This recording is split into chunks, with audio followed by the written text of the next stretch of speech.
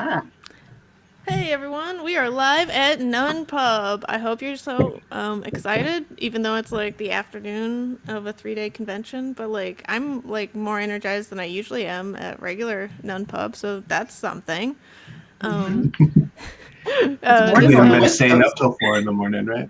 yeah, I'm not staying up playing playtesting because like I can't stare at TTS that long. It's great, actually. Well, I actually prefer staying up late at Nun Pub or Unpub, but whatever. We're Mhm. dealing with pandemics as we do, Yes.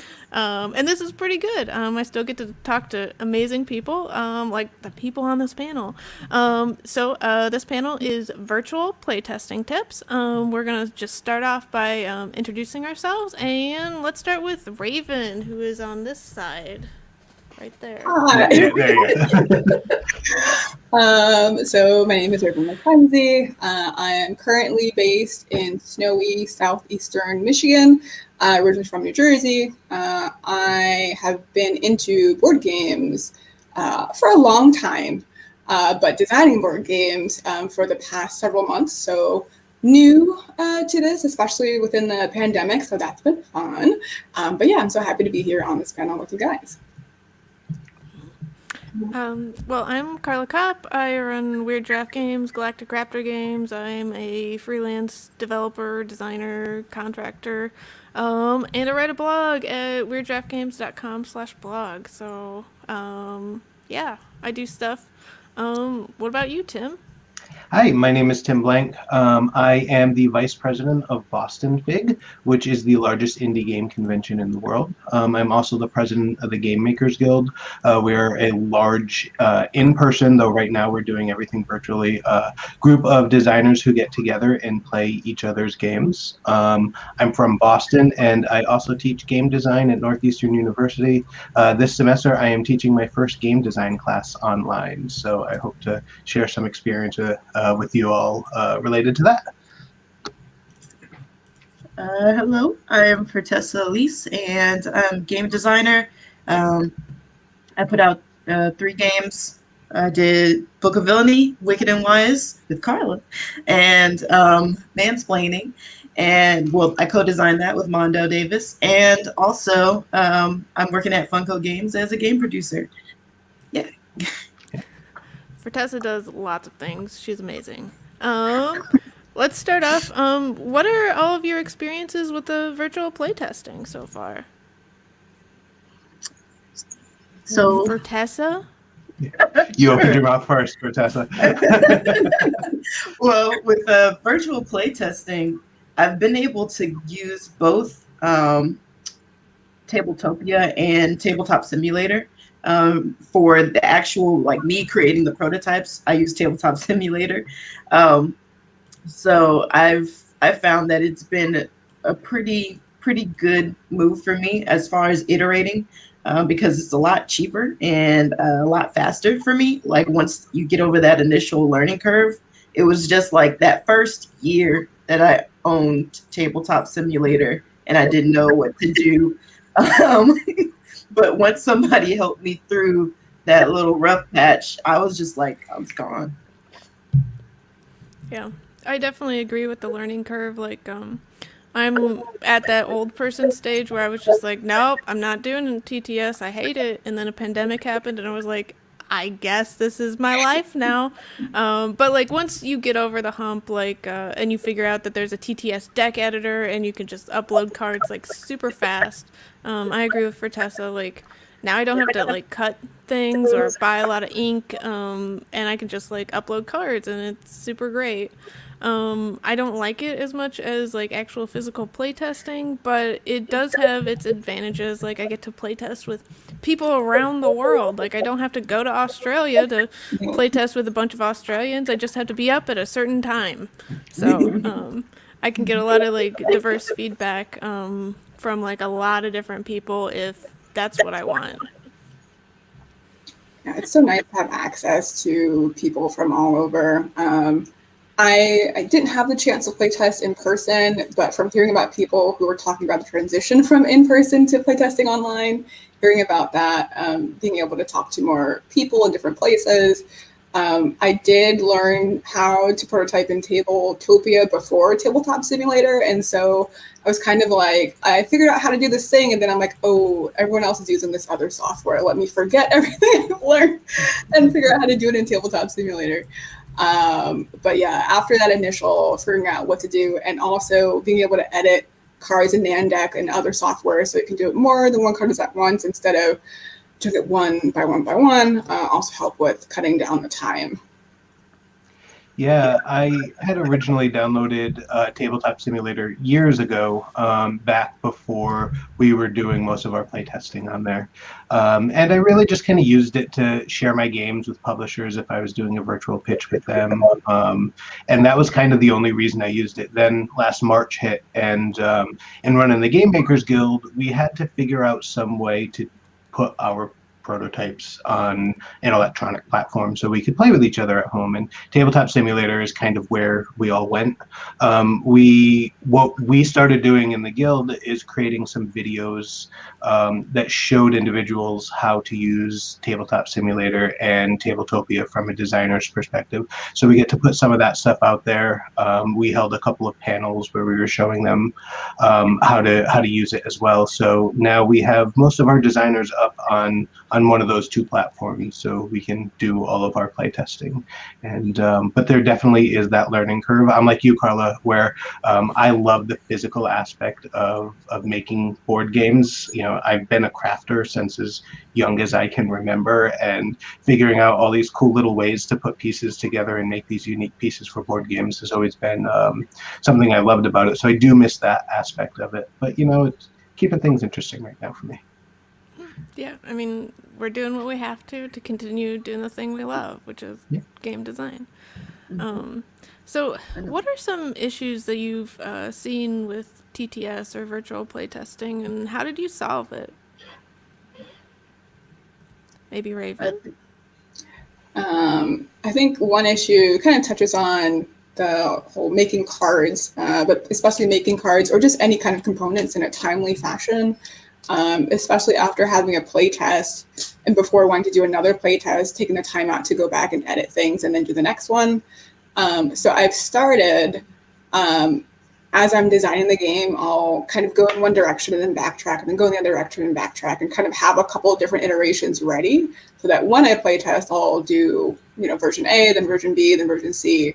And then from there, I can take the tweaks from all the versions to make version D and then move forward. So that kind of helps cut back on time a little bit. In between time, anyway. No, that is so smart. Like, well, because like even if you decide like in the middle of playtest A that like things aren't working, you could just swap out the cards for playtest B, and these are the new cards, and everyone can just go on. Like that is just a really smart thing to do. I wish I had thought about it, but now I'll try. So one problem I've seen a lot is like players like maybe getting like too into like what they're doing and like not paying as much attention to like the players around them. And like if I can't get them to like talk out loud, like there's a lot of time between like players' turns, which makes like if you're playing on TTS, like it can sometimes be like twice as long for like no other reason other than like I can't just get players to take their turn because they can't see like the visual cues from other people. So I've been really trying to reinforce like, hey, just say everything you're doing, just say it out loud. And it also helps with finding like different errors. Like if anyone does a math error, we can catch it immediately because they're talking through like, oh yeah, I'm going to play this card and it costs 25, and so I'm going to get the change, and the change is this, and then I'm done. And now it is Tim's turn to play. Tim, what are you doing? And like if you having that specific like difference between turns where everyone's like, hey, I'm done. Tim, what are you doing? Like saying the name once or twice. That tends to get people like, they're like, oh yeah, it is my turn. Because like, well, TTS, like, it would be great if everyone was just focused on that, but like sometimes people have like children running about or cats or just things that are in their peripherals. Yeah, they have things, and that, you know, we just have to deal with it. So like getting them on task and getting people to say other people's names just seems to help out and cut down that time between a lot. Along those lines, I will say, so that was an issue for us at first.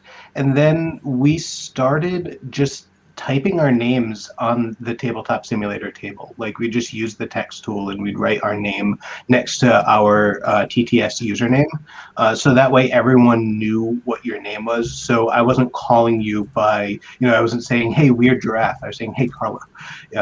Then there's another tool in Tabletop Simulator that can help, which is the turn marker. The catch with that is no one ever remembers to hit that they're done with their turn when they're done with their turn. So, I would say for me, the biggest struggle that I had is when I play test games, I like to also watch my players as they're experiencing the game. I want to see, what their faces look like. What are they looking at? Are they excited? Are they nervous? Are they, in a moment of tension? Because I really am big about that experience design there.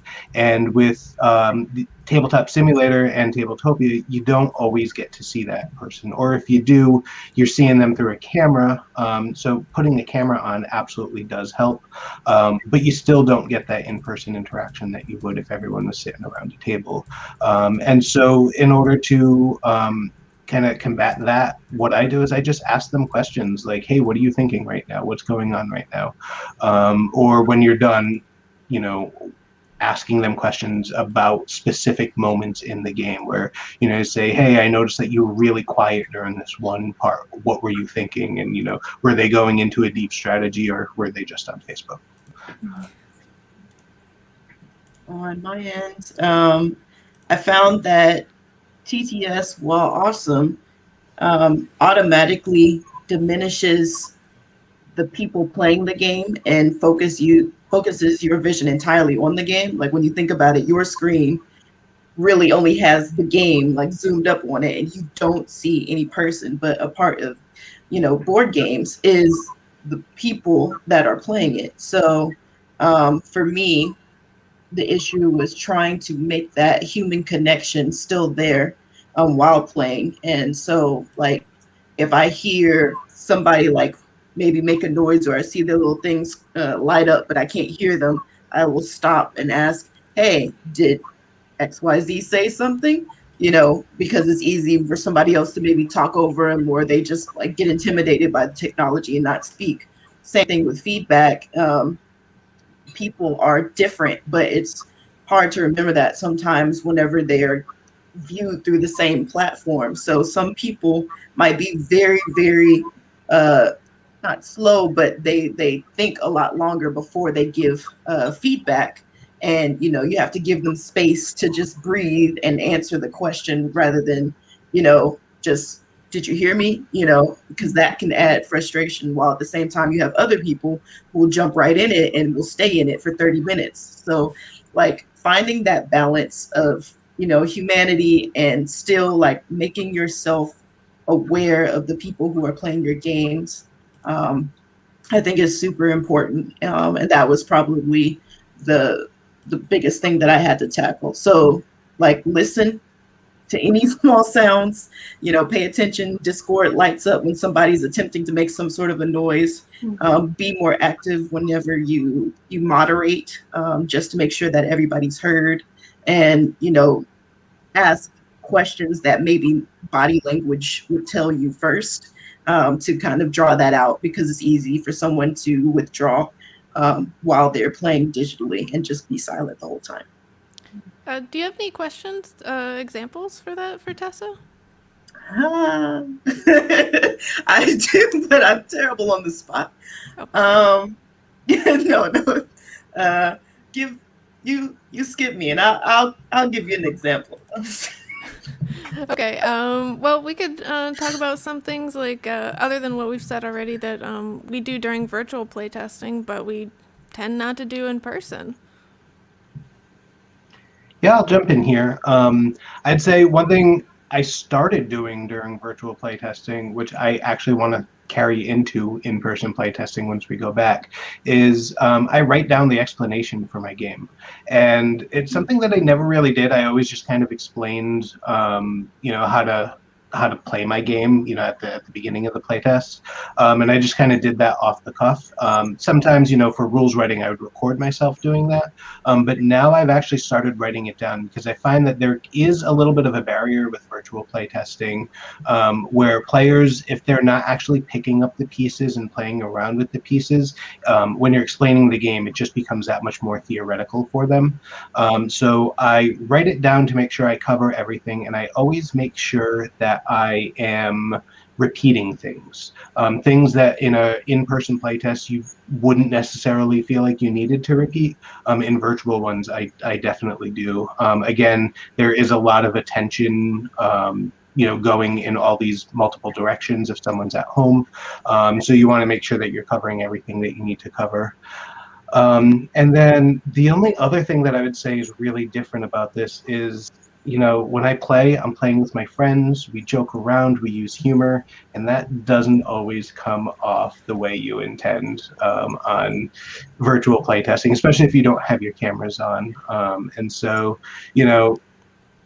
we all know that and we all understand that. But, if you have a new player in your group and you're using humor with your old friends, just make sure that they understand that you're old friends and that it's a joke and all of that, because we've definitely had that in our playtesting group, and I've heard from others who run their own playtesting groups that sometimes that's been a problem. So just be mindful of that.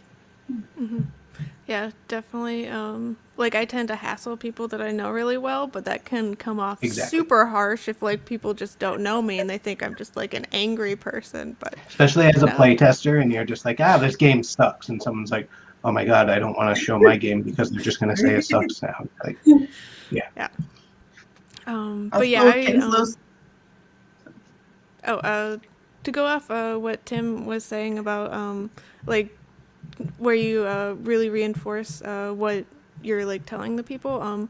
I really love that little area in TTS where you can type things and everyone can see them, and I love using that to just put all the things that I might have a reference card, but I'll put them the important things there again, and maybe even the playtesting goal or whatever, if I'm specifically looking for feedback on something, I'll type it down there so that players I said it with my words, and so if you're a whatever hearing person, but I also wrote it down, so if you're one of those people that really get things when it's written down, you get it there too, so they'll be thinking about the thing that I want them to be thinking about the entire playtest, and I can get a lot of good feedback on that thing. But only when I really want feedback on that aspect. If I have my own playtesting goals and want general feedback, I do not use that. Yeah, I guess to kind of piggyback on that, if you do have playtesting goals, you should always, at the beginning of every playtest, tell your playtesters, but repeat them when you're doing it virtually so they really know what to look for and they don't get distracted by, flipping the cards over and flipping the table over and all of that. Stacking things. There's so much on Tabletop Simulator that doing things with your hands is easy. Doing things on Tabletop Simulator, that can take time, and every time somebody gets in, they're oh yeah, I have to see what things are locked and what are not. So I'm not paying attention to what you're doing because I'm seeing if I can move this thing for some reason. Playtesters are goofy. I do that too when I playtest, though. I'm what are the things in this game? I'm not listening to your words. I think kind of related to that. Sometimes the feedback, I'm very, when I do give feedback and when I ask for feedback, trying to be mindful of the fact that the feedback that's being asked of me or that I'm asking for is related to the content of the game, not necessarily how TTS is working, although of course I try to design it in a way that's the most user-friendly. But even this past weekend with the update and things just kind of imploded for a day, I think they're all fixed. Some of them are fixed now, but working through there might be some technical difficulties and we'll work through them. But sometimes we're at the mercy of TTS. It's just what we have, but that doesn't, the game itself though, it's so yeah, just trying to keep those two things separate if possible. Yeah, that's a really, really good point. I For wanted Tessa? to point out.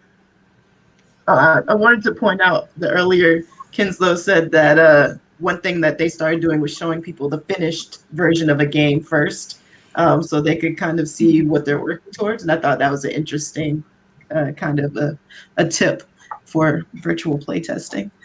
Um, And that makes and it then, nice and easy to just revert it to like the beginning stage too. So that's, yeah. Mhm. Yeah, that one's pretty cool. Um, as far as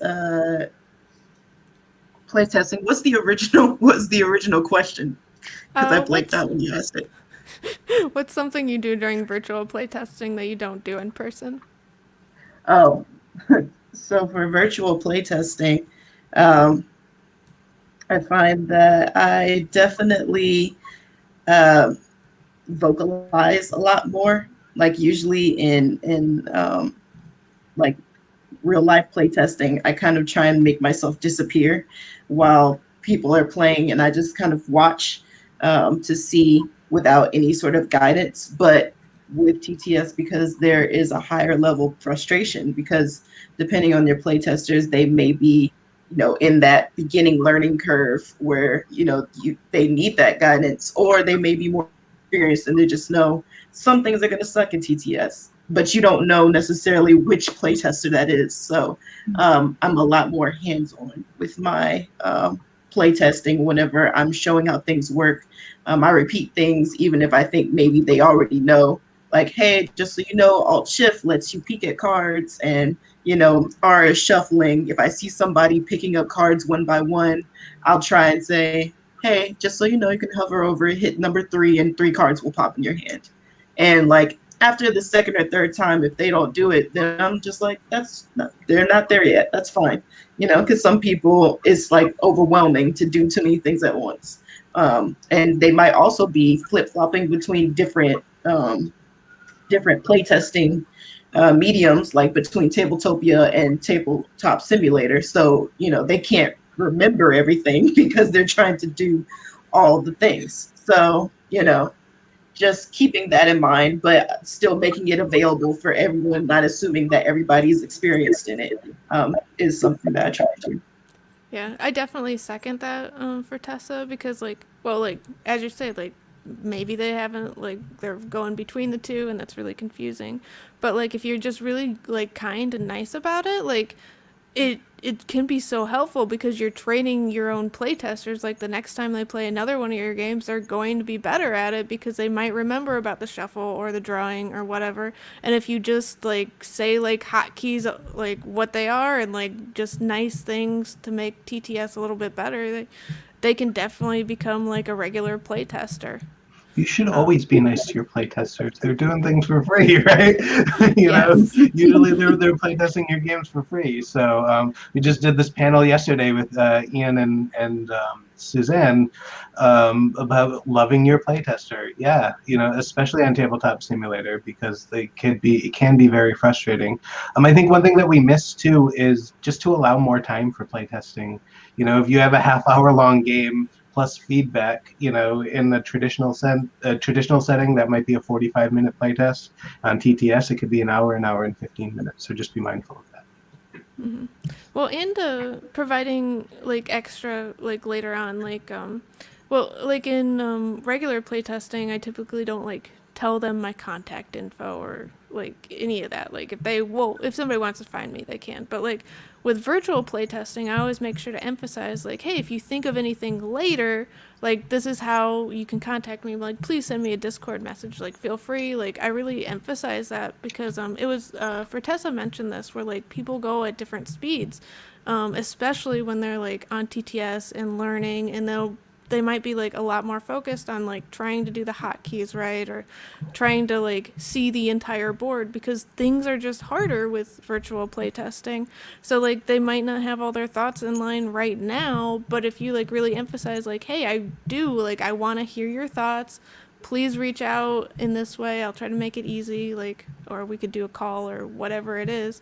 I found like that's really good because people do think about your game later on, and well, that's cool in itself. Right. Yeah. You know, you get something I've gotten, special when that happens. oh yeah, like when you get that little Discord message that's just like, I know I tested your game a couple of days ago, but something just came back to me. Like, I was like, thank you very much for taking the extra brain power. It's memorable. Great. Hopefully it's memorable for the good reasons. Right. Like convention, you might not run into that person again, but because it's virtual, they could just come back, boomerang back and, say something. So that's really cool. Also to me. So, Catherine brought up one interesting thing for her with TTS versus in real life is using different component types just because of the different ways that they work. Like making like real life tiles into TTS cards because they just work better for what you need. Like with cards, they stack really easily and you can shuffle them, but with tiles, like that's hard, but like you can physically shuffle tiles. Like we're capable humans with our hands.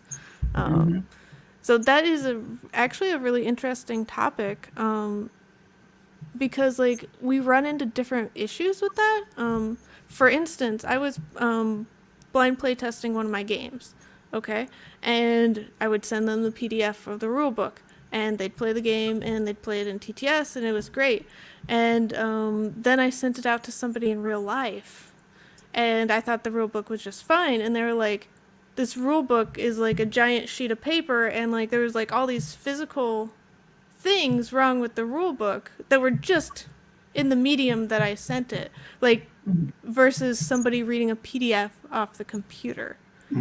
So like we have to really like keep these weird, like the fact that we are working with physical things and we might be doing like these different things to make TTS better, but are actually making like the real life experience a little bit worse. Have any of you run into things like that? I haven't.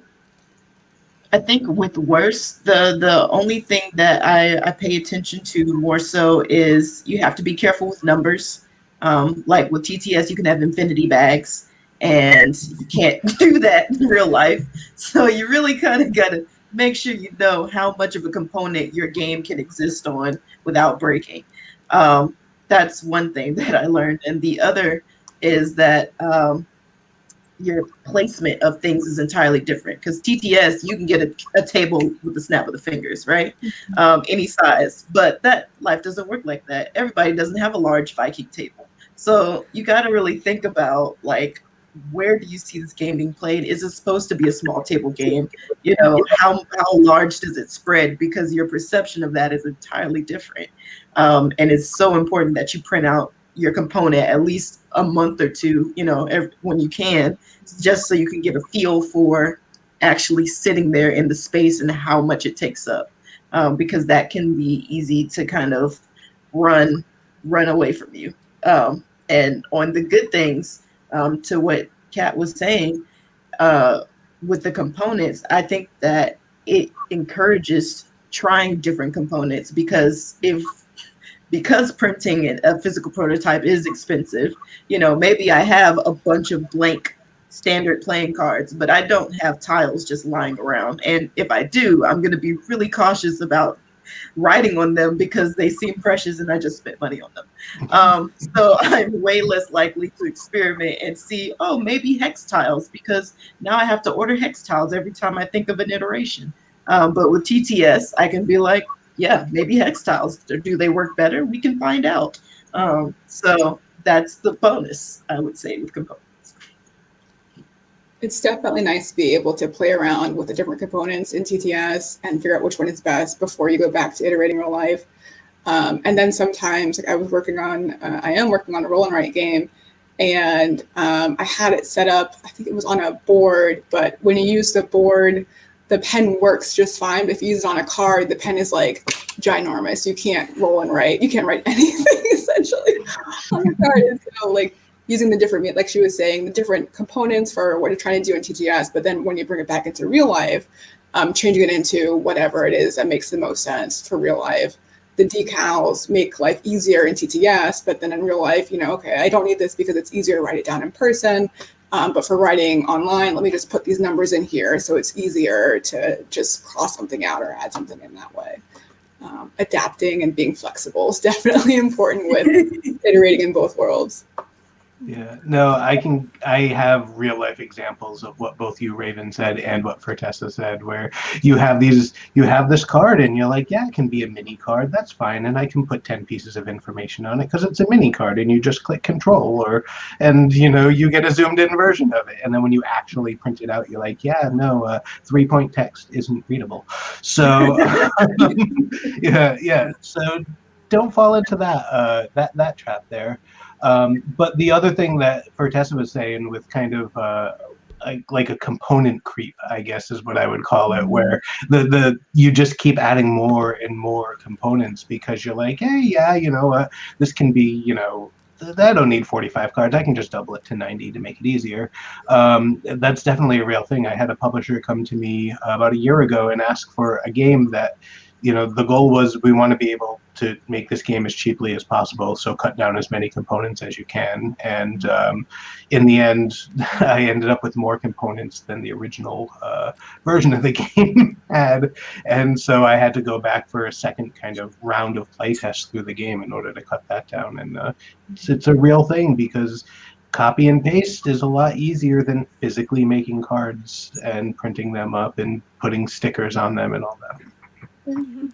And even just like paying attention to how many cubes you actually need, like for component counts. Like if you're using the infinite bags, you're like, how many cubes did we use in that game? Like, or like in real life, it's easy to tell because you would remember when people are like, oh yeah, the cubes are out. What do we do now?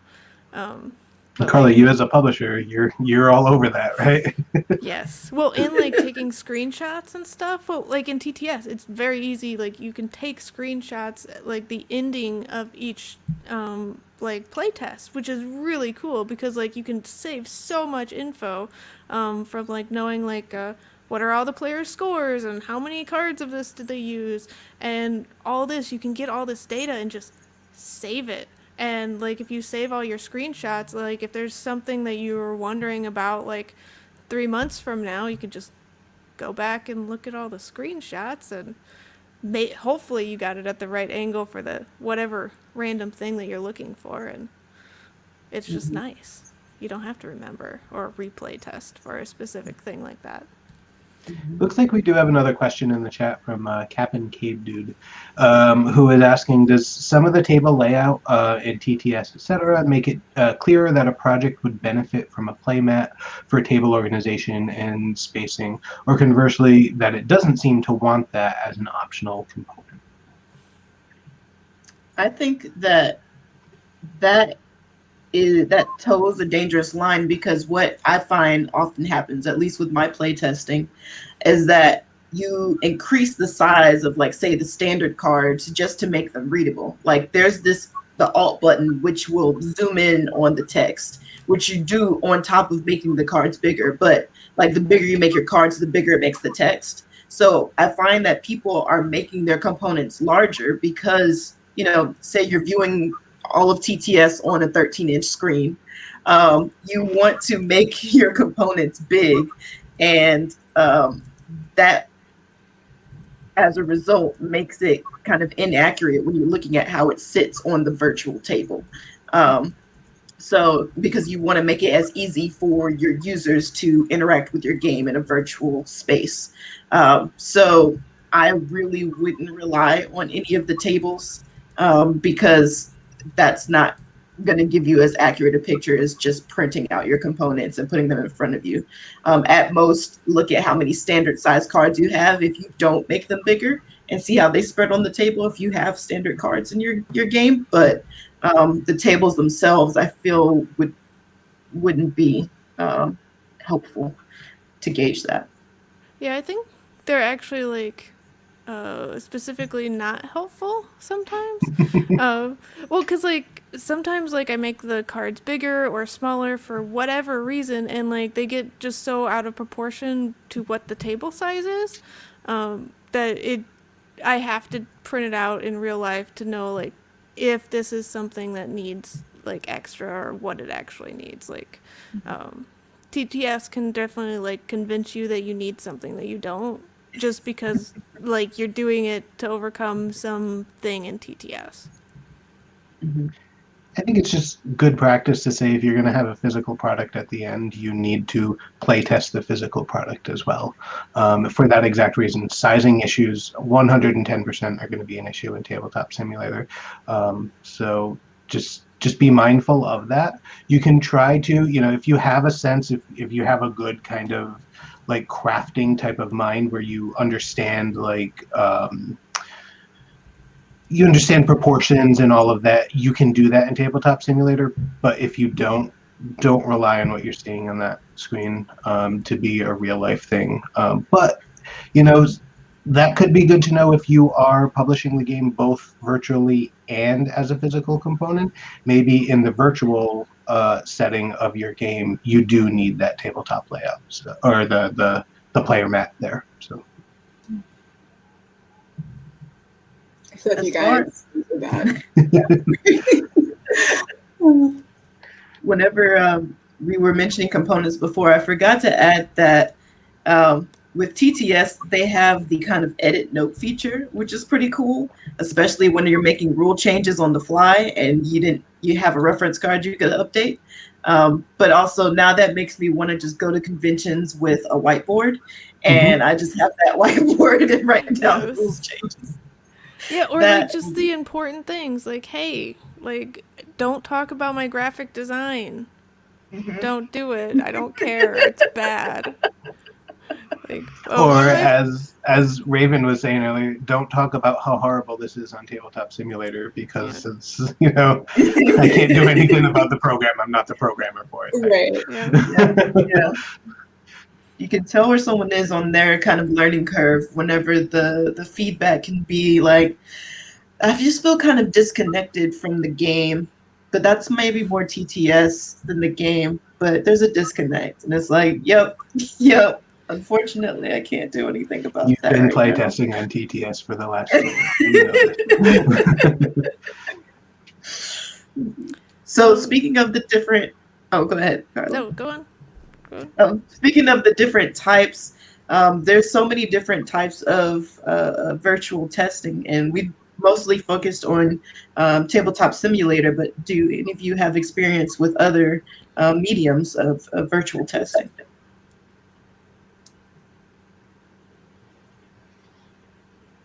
I haven't been doing anything. Like, I've been playing some games, like, over just Google Meet or something like that, or Slack or Discord, where it's just text-based. But I haven't actually designed anything that doesn't use, like, cards and things that TTS would be helpful for. I've just done the TTS and then Tabletopia a little bit. Eventually, I do want to get back to iterating games in there. But because some people just prefer, I think I've met people who prefer playing on Tabletopia instead of TTS. But in the circle of designers, I feel like more people are playing on TTS. And so that's why I want to kind of focus there first. And then when I want to play test with more people who are not designers, I'll focus more, bring it over to Tabletopia. Yeah, I would 100% agree with you there, Raven. That, designers are on TTS. Non-designers use Tabletopia because you can just give them a link and they don't actually need to purchase the product. So if you're like showing at a convention or whatnot, and the people who are coming to the convention don't necessarily all have TTS, which is probably going to be most conventions unless it's like non-pub and it's a design-focused one, then I would say go with Tabletopia. I have only put my own designs on Tabletop Simulator because that seems to be the standard for the design community, but I have play tested on Tabletopia, and I feel like every time I do it, even though I probably play it like once every 2 weeks, I feel like I need to relearn Tabletopia, and that could just be because I'm so used to Tabletop Simulator, but it's like, I liken it to like Adobe versus Microsoft products where you have all of these shortcuts on your keyboard, and when you're in one, you're constantly hitting the shortcuts for the other. I feel like TTS and Tabletopia are the same way. F means one thing in TTS, and then F does something completely different in Tabletopia. So So I would say that I'd say the only other kinds of games that I've designed on different types of software would be role-playing games, and I use Roll20 for that. But I feel like that falls into kind of a different category there. And then I've also play tested some games on Zoom or on Discord where we're just doing, video stuff, and you're holding up like a card that has like whatever your answer is on it, and that can be fun. I would say if there is kind of a physical thing where everyone has to write something down or draw something, doing that through a video-based platform instead of through Tabletopia is probably a better platform for that. So really just take a look at your game and determine, do you need to have Tabletopia or TTS? Do you need to have a video-based one like Zoom or Skype? Or do you need to have more of like a map-based one where maybe Roll20 would be a better option for you? Yeah, for me, I definitely did Zoom for my third game, Mansplaining, where whenever we were pitching it, we were able to do it because it's reading cards. So we were able to showcase that through a video format. And I've also play tested a couple of games through Zoom. And I find that roll and writes work nicely through video chats, as long as you have like access to the paper. But there's editable PDFs also, if you can't print it out. And then I find that party games adapt pretty well to Zoom, and it's a nice alternative as a way to make a connection, especially if you're with like non-game designers, where the learning curve might be much higher with where they're willing to go with technology to play a game. So like just as an option, if you're with people that like really miss the face-to-face, if there's a way that you can convert or adapt your game to do a video chat, that is a pretty great option. And it allows you to also teach your game there to the people in person and see their reactions to it. So that, to me, it is nice if your game components allow for that. And I've also seen it where some people like have the game set up in front of them while the other person like teaches it from the other side, things like that, while they're moving the pieces. So, there's flexibility there also. Oh, so when Fertessa was talking, she reminded me that I did indeed use Google Meet for a playtest before with my roll and write, where I did the printable version. So if people like to print and draw, then they're great that way. But we also made a Excel like version of the roll and write, where like if you put in like certain cells, there's like formulas that just like added things together and made it like super easy. So like if people are okay with Excel, then here, use this. Like there's ways to make it like pretty and not look like just a spreadsheet. So I really recommend that, because like you can do all these formulas, so then there's no math and stuff involved. You will have to like think about that, because you can't put calculators into real paper, but for the playtesting portion of it, it does make things like easier and gives like options for like some people can't print, and they don't have printers, or ink is expensive, or different things like that. So we're all different. Like some people, it's very like I would prefer, like if we're playtesting a roll and write, please send me the PDF. I love using my hands. They do what I want, which is like the important part for me. I very much know how to use a pencil. It's a skill. I will say one other benefit, like what you were just saying, Carla, one other benefit to virtual playtesting is that you can use other programs and other media alongside of the virtual playtesting. So I'm thinking of it, I have a friend who created a game where you have to watch a YouTube video as part of the game. And that's something that, yeah, we could do. We could bring it up on a phone or a laptop in person. But, to playtest it online, we all just watch the YouTube video, and then we go and we play the game. So you could also use the virtual aspect of it to your advantage, and come out with some games that are really unique that we probably wouldn't have come out with if we didn't all have to go to virtual playtesting. So we've been talking about the kind of learning curve that's in virtual playtesting. But what would you say is maybe your greatest challenge to getting started? Because really, that's the big step that can probably take the longest is actually getting started in TTS and Tabletopia.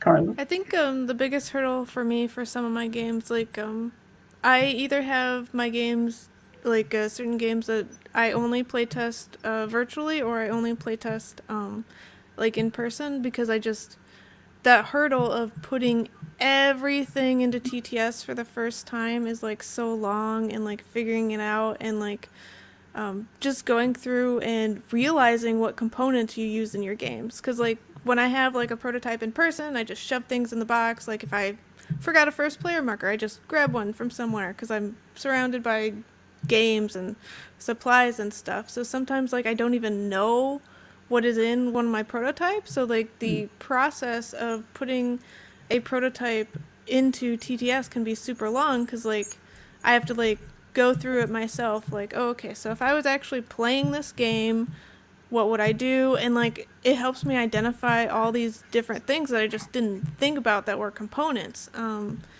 Because like if I did that with playtesters, it would be like really harsh, like to be like, oh yeah, I forgot that I have this very important card, just hold on for a second while I get Mandeck to output a different file type, and then I get it into TTS deck editor, and then I upload it. Just wait for me for 5 minutes. Keep whatever thoughts are in your head. So yeah, that first like definitely go through it yourself, because like if you're me, you have forgotten that you added something to your game that you made and you love for some reason. I don't know.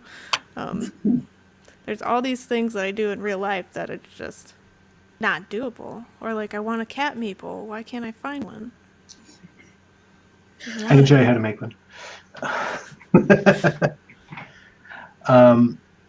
Yeah, I would say for me it's that initial hump of getting everything up on Tabletop Simulator. And like I said, I really like crafting, so like physically making a prototype, I enjoy doing that.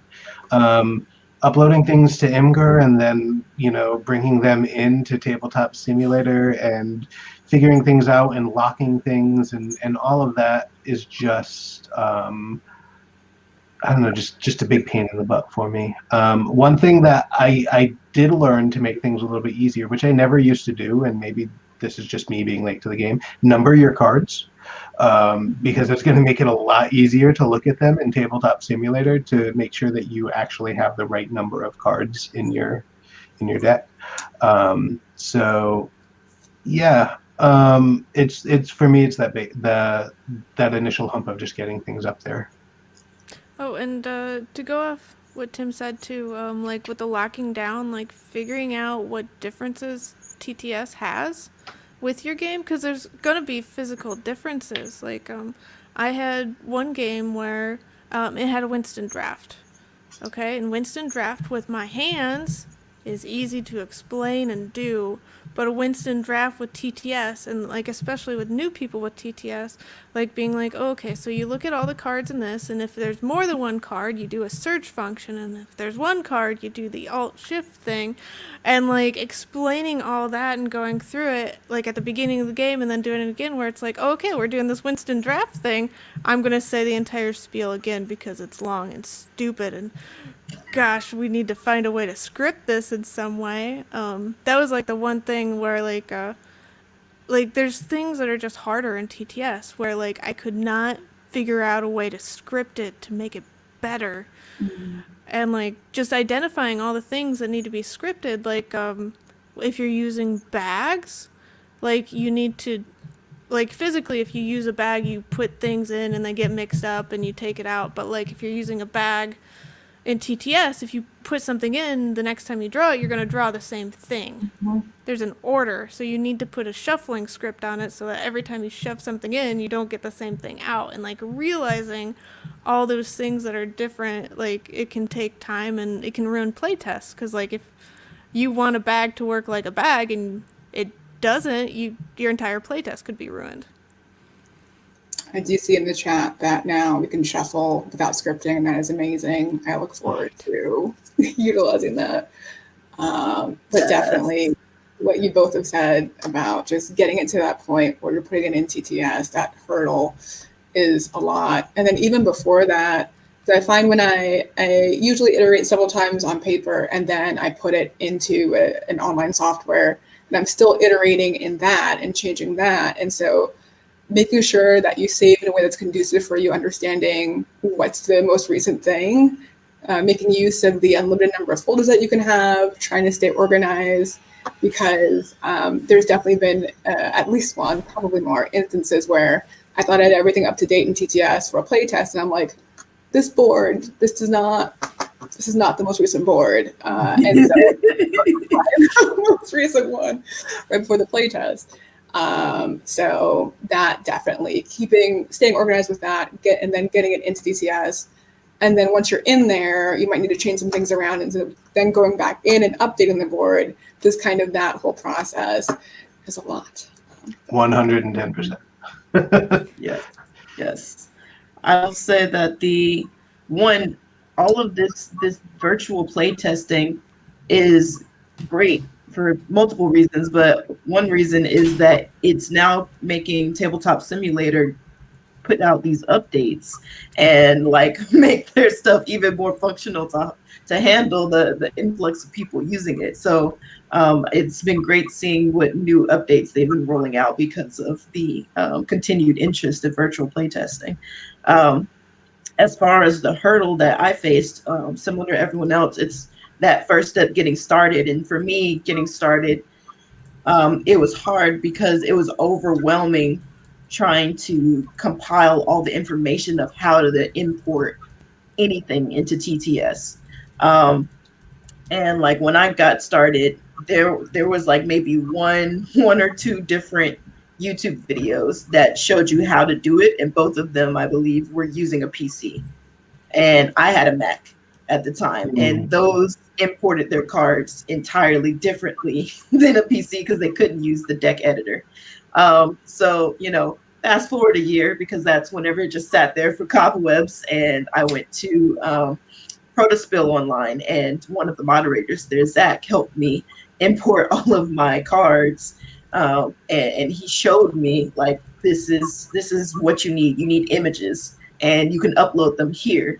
And he broke down what I needed to do in order to get them there. And once he did, then I was like, okay, I get it now. I can get started. But it really took a lot of hand holding to get through that initial, how do I import? Because when I started, wasn't a lot of information of how to even do that for my particular computer build. And then after that, it was too much information, and I didn't know which one to look at and which one was going to like break it down in the most laymanest of terms. I made that up to make it clear to me.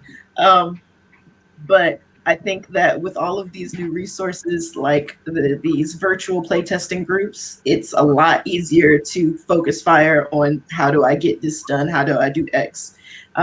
Which is great. And I would highly recommend trying to focus on just one spot. So it'd be easier to troubleshoot your information than trying to compile from several different videos, because getting overwhelmed is a quick way to just kind of back off doing it in the first place. Yeah, I'm about to share right now in the chat a video that I did for my students. It's a 35-minute long video where basically it allowed them to follow along with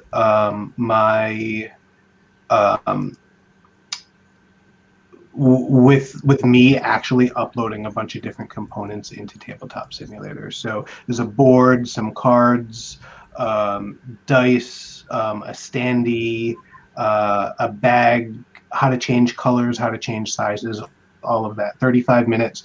I put it out there for my students, and my students had a really easy experience just literally 35 minutes following along. There's a lot more that Tabletop Simulator can do that that isn't covered in the video, but they have found that it was enough for them to just really get started and start getting prototypes up on Tabletop Simulator. So I'm going to try to put that in the chat right now. I think you both bring up a good point. Like there's so much information out there, so many different resources, and there's so much you can do, especially when it comes to scripting. I'm not scripting yet. I will be in the future, but like if you're not scripting yet, it's not the end of the world. Kind of take it at your pace, and when you get to that point, script all the things. But don't feel like you can't play test a game if you don't have it scripted. I don't do any scripting for any of my games that I play test. Yeah, I would say like only script if you need to, because you're play testing. If you're spending a lot of time scripting, you could playtest that thing and realize it has to be completely and utterly different. So yeah, I would recommend script, like if it's something crazy like that Winston draft where I was like, I have to keep repeating how to do this stupid thing that is different under different circumstances, and this is a hassle. And like if something is like a major hassle, then try to find like there's lots of other games that do things and you can just copy their scripts. That's cool. Yes. That's Speaking how of I copying learned scripts, all the coding I know. So speaking of the copying scripts, because we are running up towards the end, do we all want to give like our favorite little tip for Tabletop Simulator that it took a little while to learn?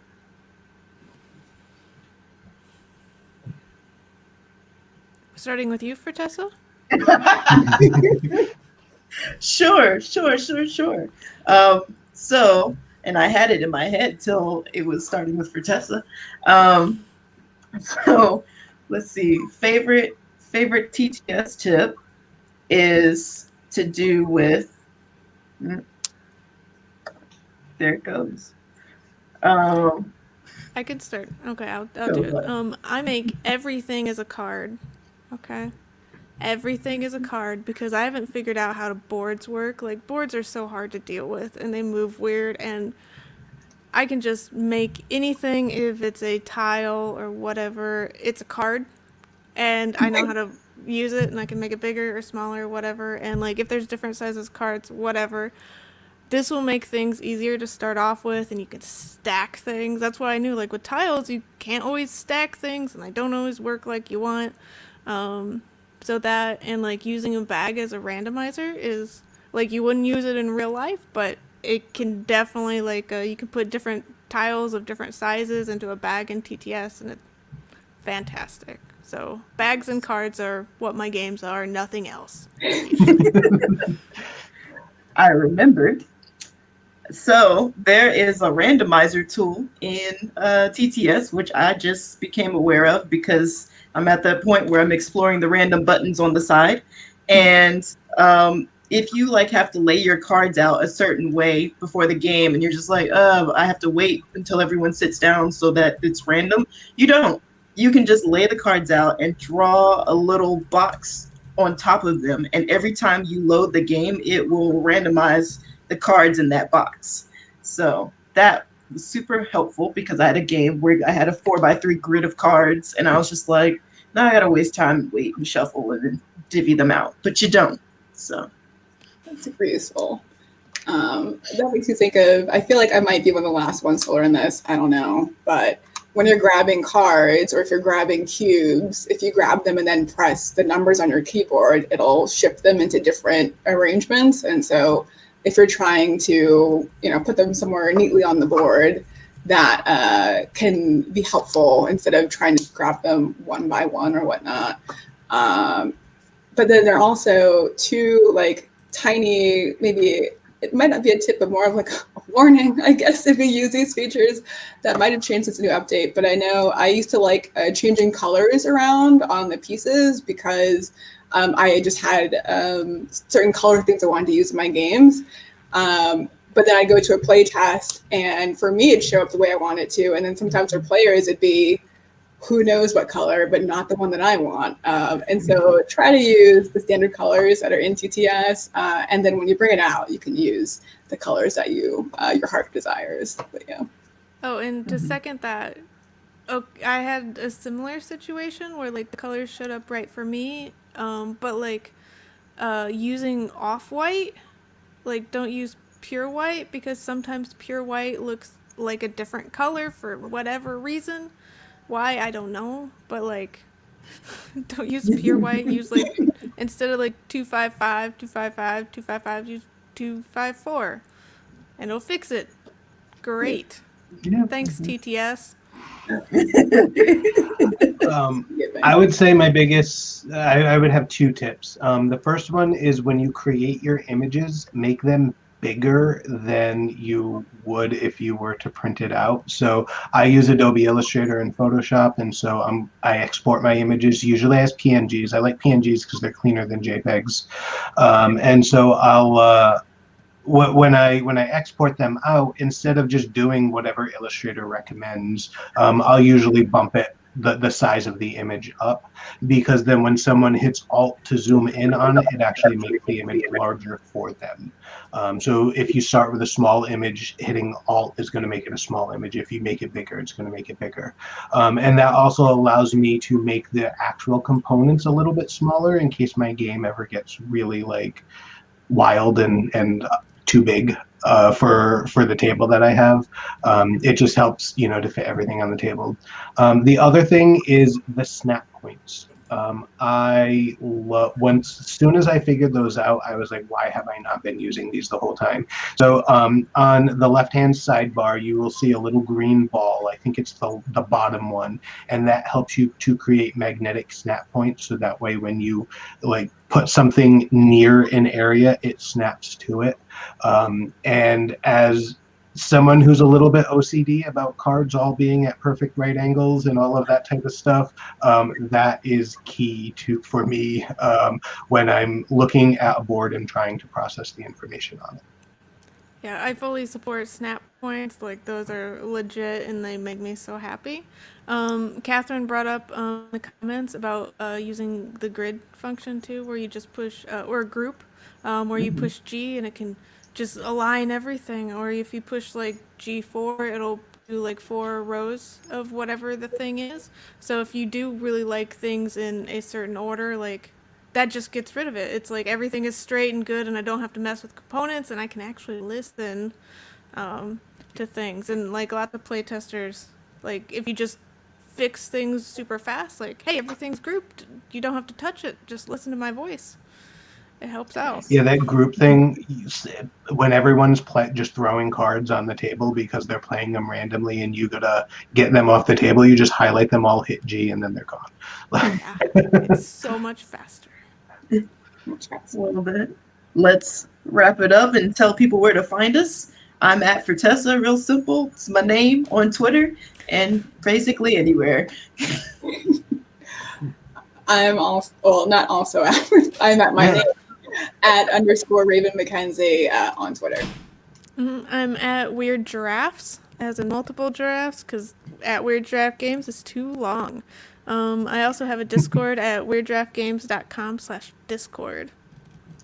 And I am at Tim Makes Games. You can see the handle right there. Don't know how I got that really nice handle, but Tim Makes Games.